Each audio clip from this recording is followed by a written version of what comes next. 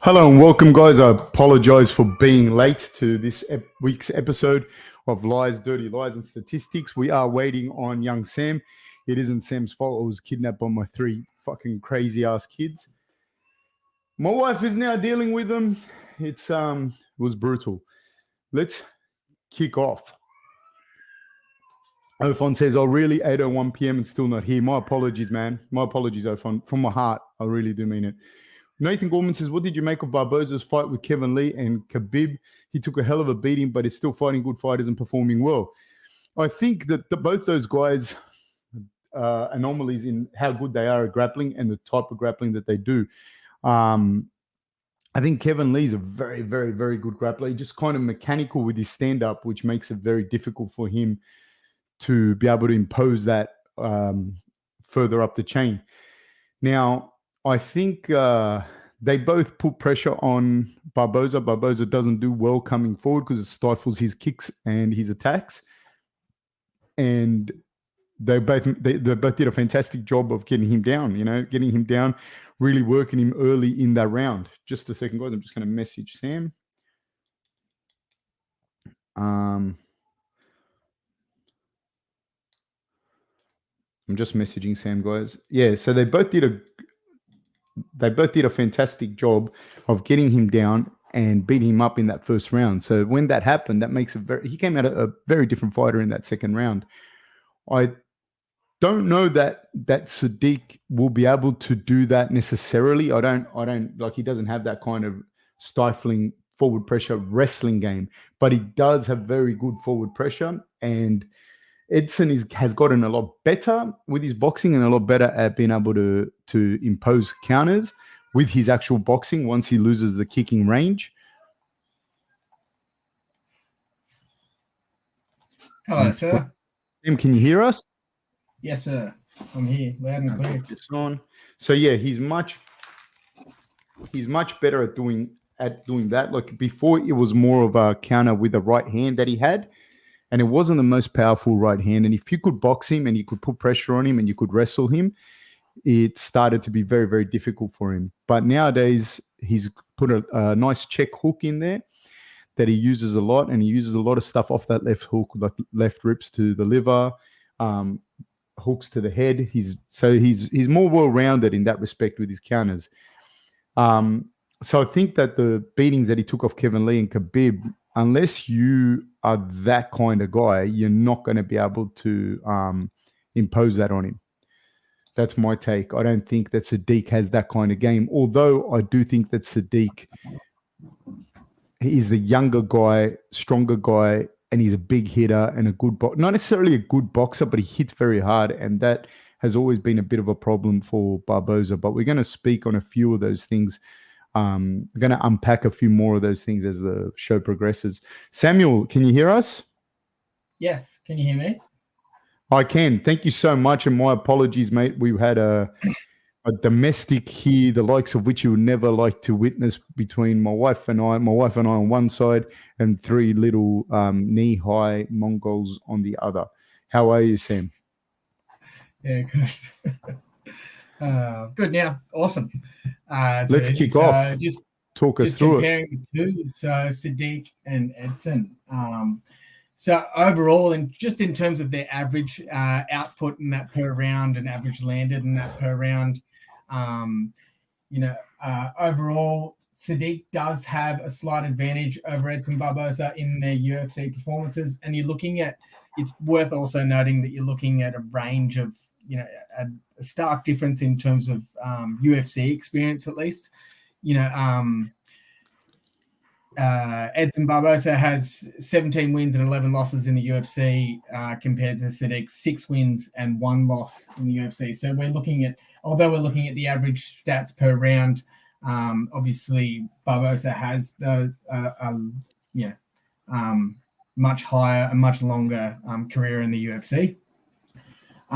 So it's just worth noting that. But in terms of significant strikes landed, Sadiq does have a slight advantage over Barboza. So he's got 21 and a half landed significant strikes per round compared to Barboza's 17. And in terms of where it lands, he also has a slight edge over Barboza in strikes to the head. So he generally lands 11 and a half strikes to the head per round, whereas Barboza's only landing 8 or so. Body and leg strikes are comparable. And then in over terms of where the strikes are thrown from, they're very similar. So in terms of obviously like stand-up strikers, so they're landing about 16 or so per round from distance. And then Sadiq does have a slight advantage in clinch strikes landed in comparison to Barboza as well. All right. So having said all of this, I think there's a few questions here that people are asking, and I'm just going to use some of the stuff that you said, Sammy. Please feel free to go back and forwards on this and jump in whenever you like. So Mario Gomez asks, Madara says, Barboza was a savage when he beat Pettis, Melendez, and Darius. 3 wins in a row, but got destroyed by Khabib and Kevin Lee.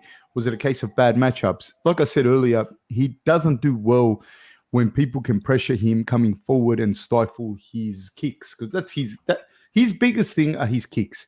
He kicks so well with such little toe and such powerful kicks. That's the thing that he does really, really well. And it's very, very hard to kick effectively in that way when somebody is pressuring you and coming forward and have the grappling, because you can pressure and come forward, but if you don't have the grappling that a Kevin Lee has or a Khabib has, then you're not going to be successful, or the striking game, the power that a Justin Gaethje has. So if you're able to pressure Barboza and put him on the back foot, this is going to become a problem. So Mario Gomez says, is Kevin Lee and Khabib's game plan versus Barboza a blueprint that Sadiq can implement? I think he can implement elements of it, maybe more so a little bit like Gaethje's fight, or in that he can come forward and throw power shots, which is something that Sadiq can do. I don't know that Sadiq is going to out-grapple Barboza like that. Once on the ground, although Barboza is a brown belt in jiu-jitsu, he's not really an offensive threat off his back necessarily, but he is hard to take down. And so that, I think, is one of the things that he can do. And let's see, some people wrote here, Cooper Marion, I think Sadiq could pressure him on the feet. He did well against Arnold Allen with that approach, minus some nice counters from Arnold. I do agree. I think he did relatively well against Arnold Allen. The thing that I do see that Barboza can expose with him there is the fact that when he kicks, he can keep that right hand of Sadiq's at home, because he's got such a good left high kick. He's got such a good switch kick with very, very little toe. So he can keep that right hand of Sadiq. Sadiq's not going to be able to throw that hand as freely as he would like, because the left kick that's coming from Barboza means that hand has to be here, blocking that. It'll make him a little bit hesitant to throw that kick. Having said that, if they start to come forward in punching range, it's not that Barboza lacks power, but he has shown that is a problem for him. When people get inside the kicking range, pressure him, move him back, and turn it into a boxing match. Although his boxing has improved. I also don't like he's 37 versus a 30-year-old.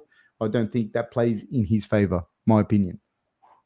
Anything you want to say, Sammy?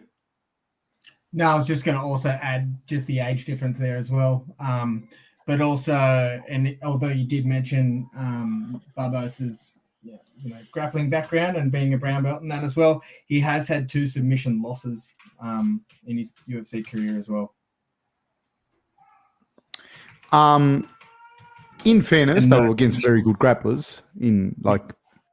So the odds for this fight are Barboza is plus 138 and Yusuff is minus 178. What do you think of that, Sam? Do you think so far, based on the stuff that we have up here, that he would be warranted to be such a favorite? It's kind of hard because he has such a high experience, but then it also, the age comes into it as well.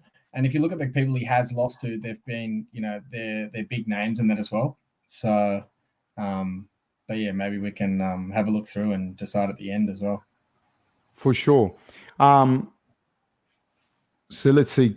Ofon says at Cooper Marion, he's got a great one too, but Prime Barboza, nobody even close. They're talking about comparing Fiziev's switch kick with Barboza's. I think that in his prime, Barboza's switch kick was second to none. Like, it was very, very fast, very powerful. And the biggest thing was with very little tell. Like, there was no tell. He'd just be able to flick that out of there and it would be a big problem, even though he's not in his prime and he probably has lost a step. The other thing with fighters like Edson Barboza that are off reflex, everything's explosive, everything's bang, and it's his ability to hit you and time things well. As you age, that you slow down a little bit, just enough to not get that at the right time. Now, he's lost in his last 6 or 7 fights. He's lost 1, 2, 3, 4, 5 of his last 8. That's not good momentum for him. He does have a KO win against Billy Quarantillo, and you see that in his ability to time that and get those reads, that he's still a very, very dangerous fighter. I do believe that he may be able to keep Sadiq off him and keep that right hand of Sadiq's at home. I don't know that he's going to be able to do that for the whole fight, and I don't know that he's going to be able to stop the pressure coming forward unless he can stop Sadiq early in the fight. That's my opinion at this stage. Death Note says, does Barboza still have the same explosiveness as he did a few years ago? I feel like he has lost some in recent years and beatdowns. Yeah, I definitely think that he's slowed down, but he always has been a kind of, again, not the same kind of fighter as Charles Oliveira, but the same as in, like, he's a very feast or famine guy. Like, Barboza can look like he could beat anyone, and then he looks like he can lose to anyone too. And I don't like the fact that he's gone down in weight as he's getting older, because it's never the best thing. It doesn't. It's not never, but it's seldom that you see more success at a lighter weight as you get older. Sammy?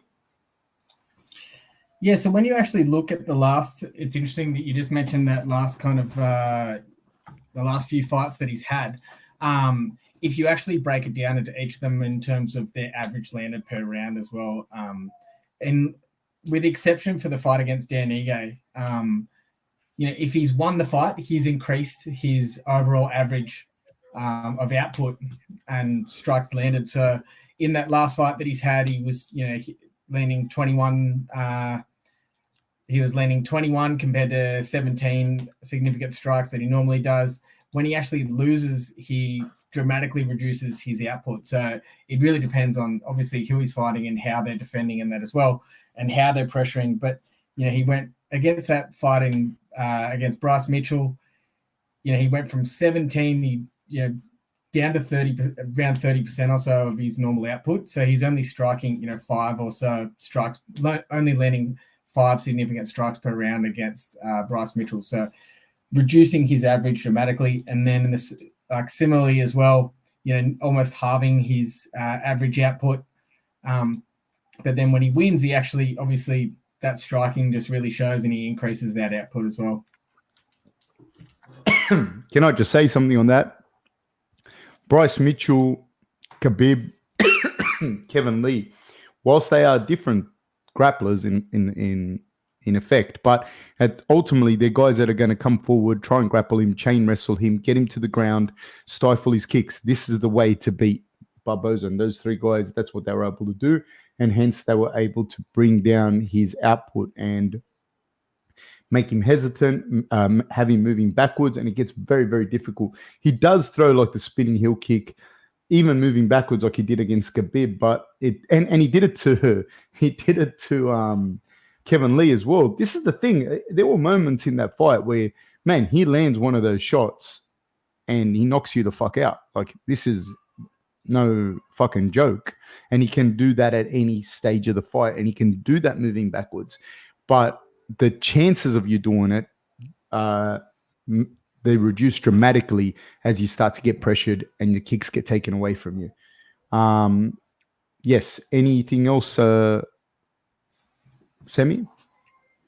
Just breaking down Barboza's, lands and defense per round as well. So, he's fairly consistent from the first to the second round. He does reduce his output in that third round in comparison to the first and second round as well. So he's 19 or so 19 to 20 in the first 2 rounds. Sammy, can you speak louder into the mic? Yeah. So he's landing about 19. Is that better? A little bit, yeah. Yeah, he's landing about 19 to 20 in his first 2 rounds. And then he reduces it to like about 14 significant strikes in that third round on average. And then strikes to the head, 8 strikes in the first round, 9 strikes in the second round, and then down to 6. So kind of following that ratio as well, but does reduce his output in that third round compared to the first 2.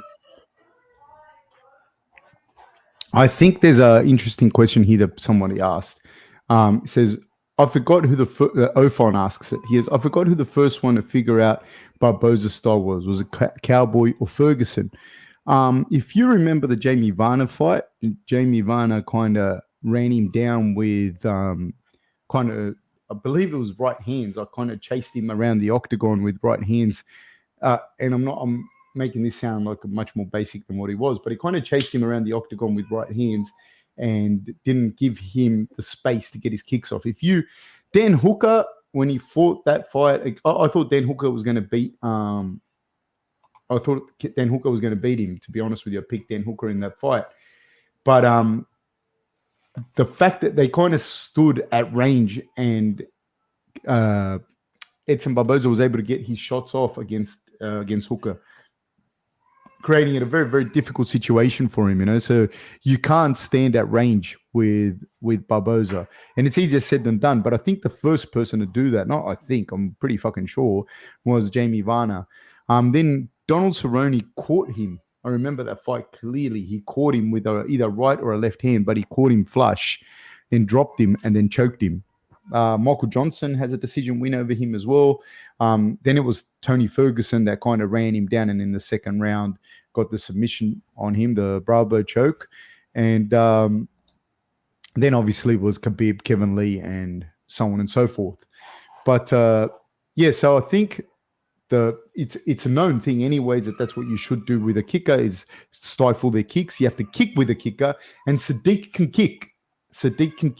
He's not a brilliant kicker. He's not a flamboyant kicker the likes of a Barboza or a Fiziev, but he can definitely kick. Semi? No, I was just looking at that round by round, the Edson Barboza and the Dan Hooker fight. So you can see on the left-hand side, you've got the offense, the stuff that he's landed, the strikes and that he's landed each round as the fights progress. And then on the right-hand side, you can see the strikes that Dan Hooker's thrown on the bottom right, and then that he's landed per round in the upper right as well. So you can see that in that first round, Barboza, landed 34 significant strikes compared to Dan Hooker's 26. So he's obviously, well above in that front. And then in the second round, he's increased dramatically as well. So he's landed, 63 odd significant strikes compared to Hooker's 40. And so he's landed 41. Barboza's landed 41 head strikes, and so he's landed more head strikes than Hooker landed strikes in that whole round. Wow. Which round was that, Semi? In the second round, he's landed 41 head strikes, and wow. And 41 head strikes, and Hooker's only landed 40 strikes overall. So, yeah. Wow. Fuck, and you can't take the shots like that off Edson, like it just speaks also volumes to how tough Hooker is, So on that, somebody asks here, what were your thoughts on the Barboza Hooker fight? Kind of that, and also the fact that it was at range, like Hooker didn't pressure him as much as he could have. Maybe he got hurt early in the fight. He took a lot of body shots, a lot of body damage, but to stand at range, he ate a few spinning back kicks to the body, like a few like rips to the body to the liver. I don't know how Hooker was standing, to be honest. In fairness, Hooker got dropped pretty bad. The ref could have stopped that fight earlier. The Gaethje fight against Barboza, to be honest with you, I think if I could make someone in a lab to fight Barboza, it'd probably be Gaethje, in the fact that he comes forward, he throws kicks, he can kick, so you always got to kick with a kicker, and that creates a big problem. So he throws leg kicks on top of it.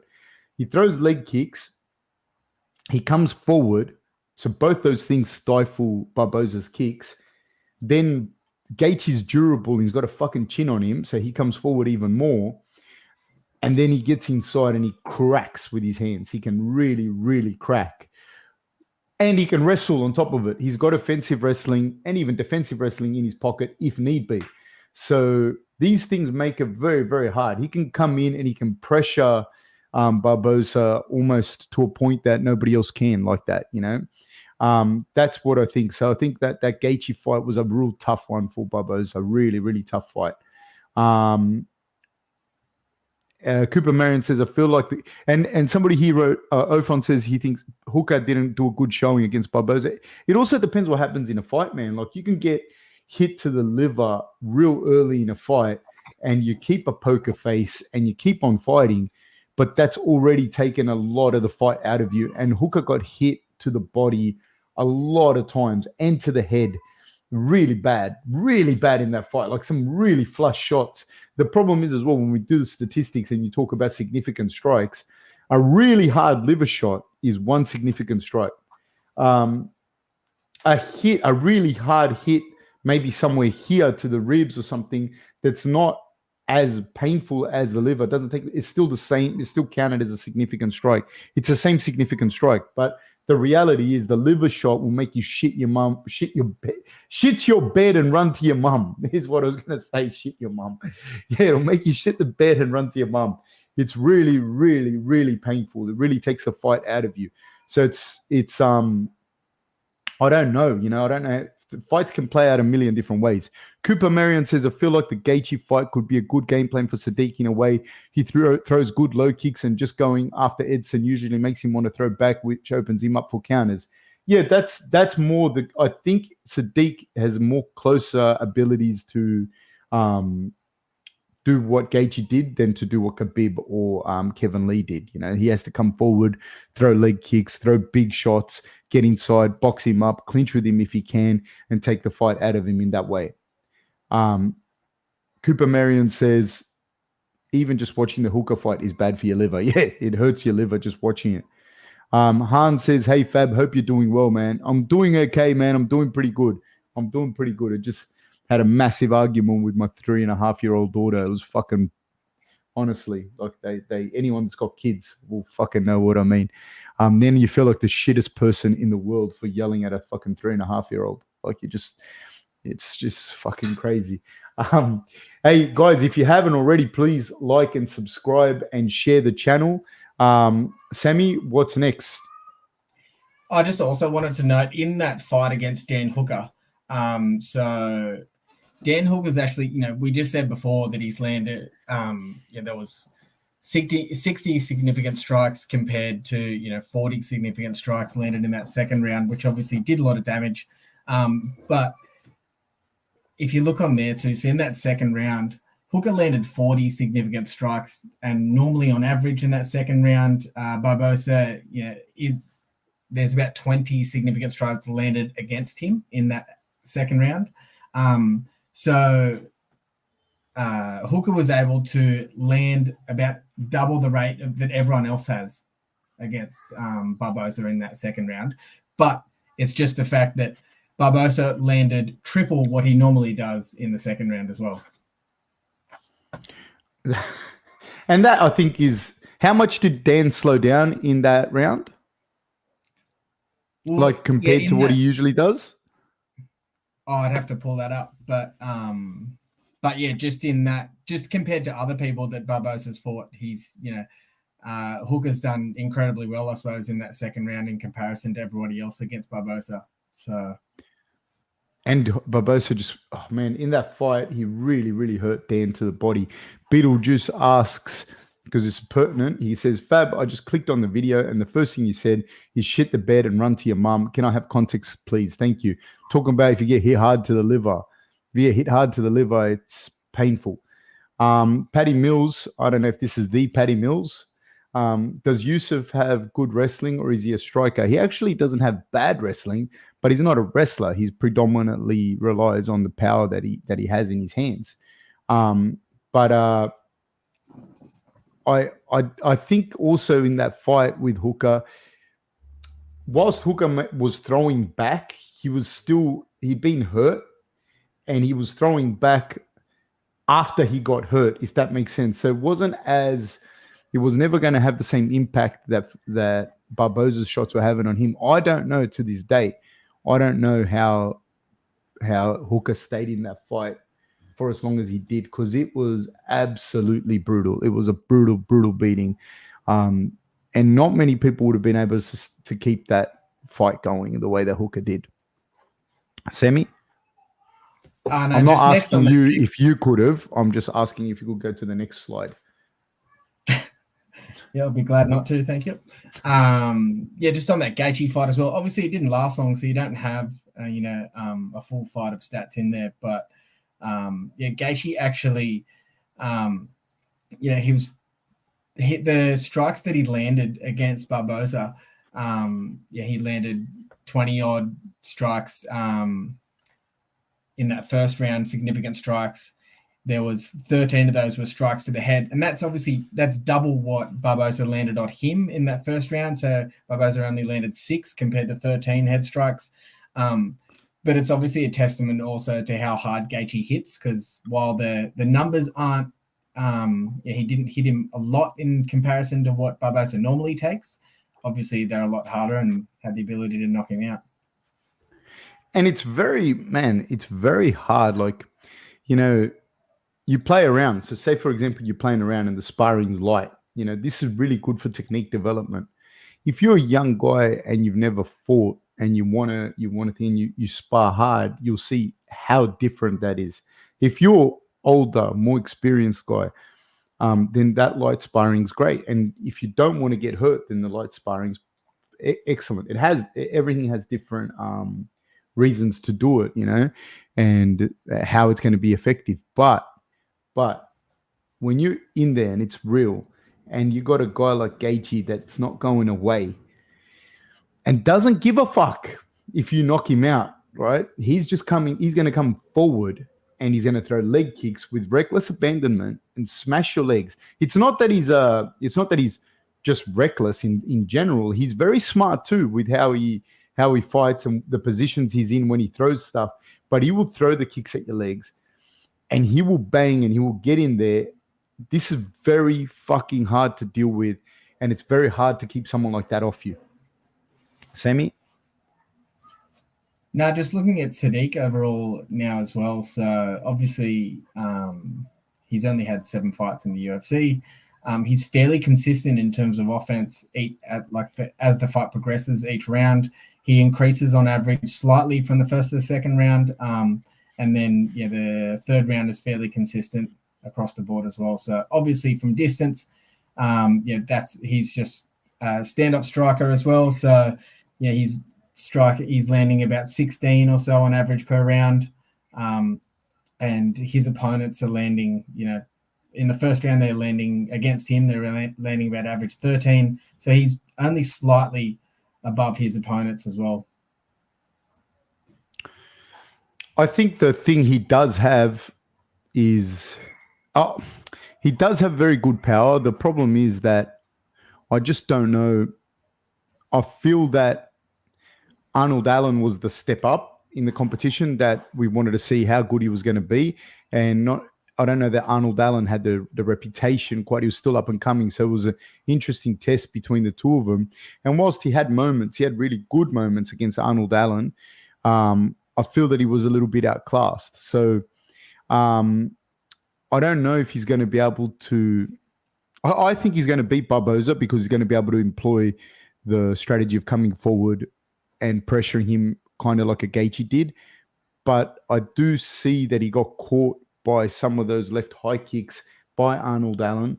And whilst Arnold Allen throws them well, he doesn't throw them anywhere near fresh Barboza, even though Barboza's a little bit past it. I think that this is going to be a real problem for him. And if Barboza can make him second guess by having to keep that right hand at home, this is going to be a problem for Sadiq. I don't think that he necessarily has the wrestling to really impose himself on Barboza like a Khabib or Kevin Lee does.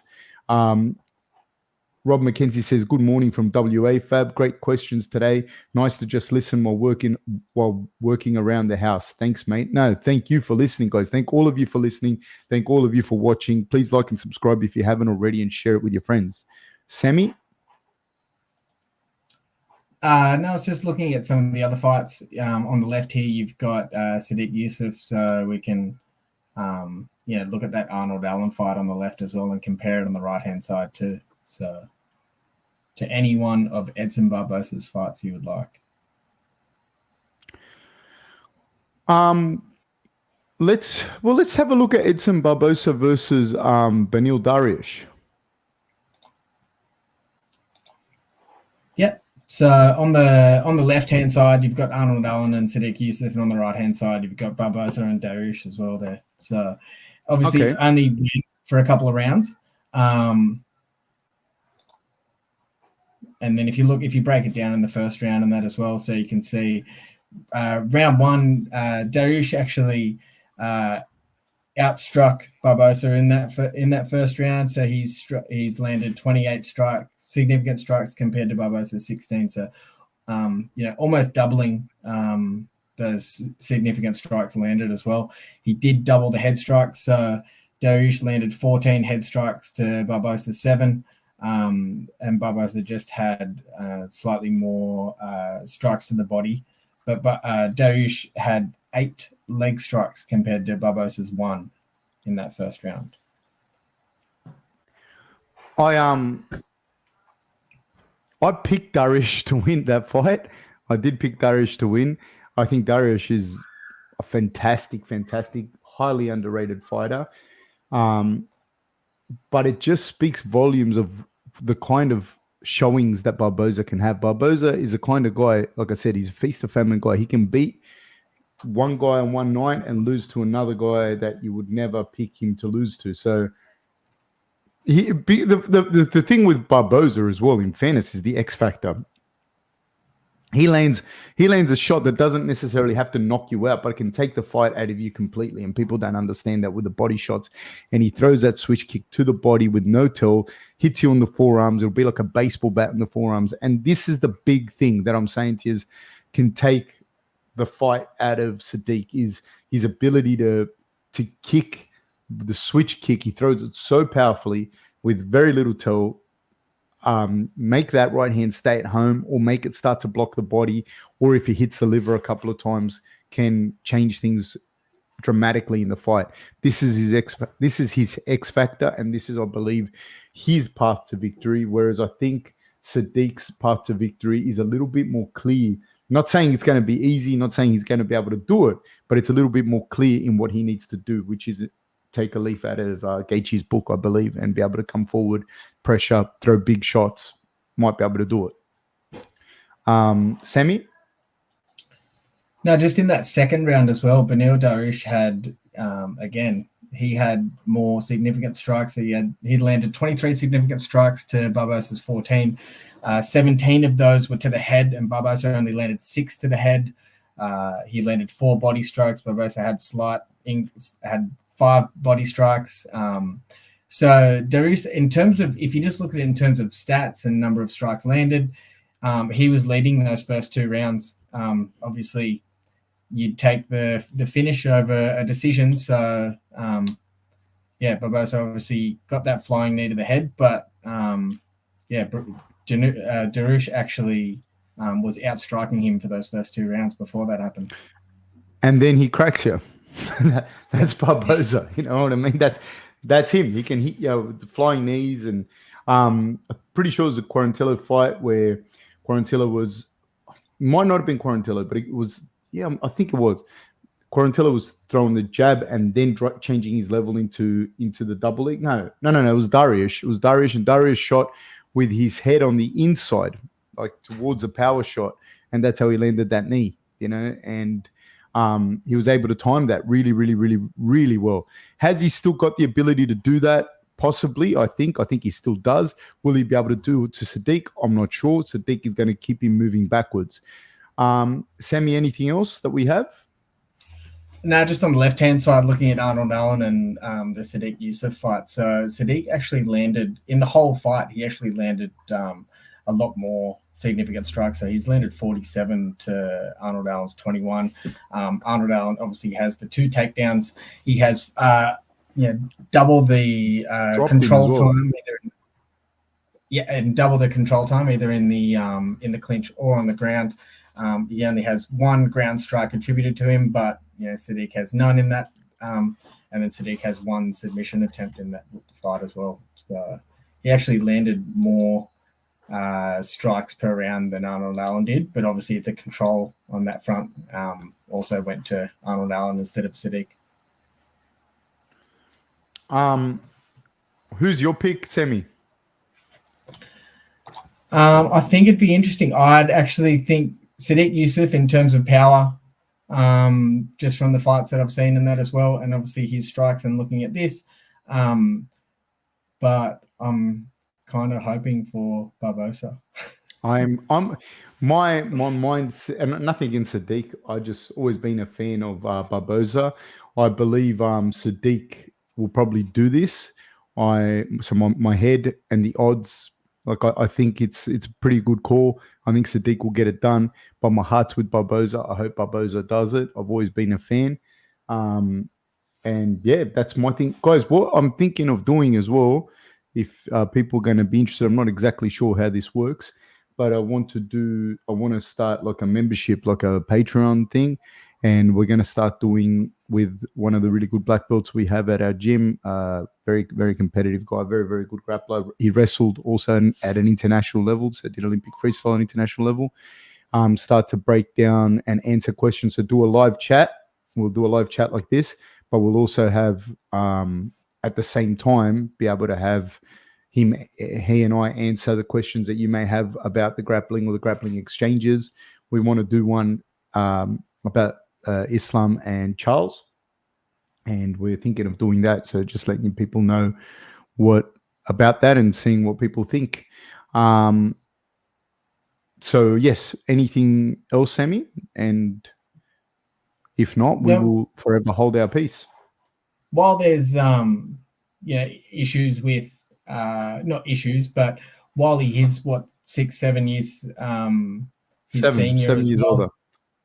Yeah, so he obviously that plays a big factor, especially when you're nearing that dark 40 age. How's it feel? Yeah. Oh man, I'm almost middle. I'm almost mid. I'm mid 40s. But then I think it also, if you look at the actual people he's fought against as well, I think Barboza's, he's obviously fought some big names. He has lost a lot of those fights as well, but he has that experience with those big names in the octagon too. Absolutely. No, absolutely. I do. I wonder how it's going to go. Like I said, my heart says, my heart wants Barboza to win. I think Sadiq has a bit of a clearer path to victory, and Barboza has to catch him and hurt him to win. If Sadiq can impose himself and move him forward, but Barboza always has that fact that he can crack you at any given stage. So that's my take on that. And we will be doing another show on Saturdays at midday, just recapping the week on MMA. So it's called This Week in MMA. So please join us as well on Saturdays at midday for the show for This Week in MMA. Let us know what topics you want to talk about. I'm going to put it up that it's on Saturday at 1:00 actually Australian time. And if you guys just already start putting the questions up, we can just start talking about any and all of the things that happen in MMA in the lead up to the fight the next day. And then we want to do that Patreon where we do the membership thing where it's live and we can have a chat and we can go through the techniques as we are live. So yeah, let me know what you guys think. And Sammy, thank you so much for joining us. Thank you for your knowledge. And guys, I will catch you very soon. Thank you, sir. Thank you.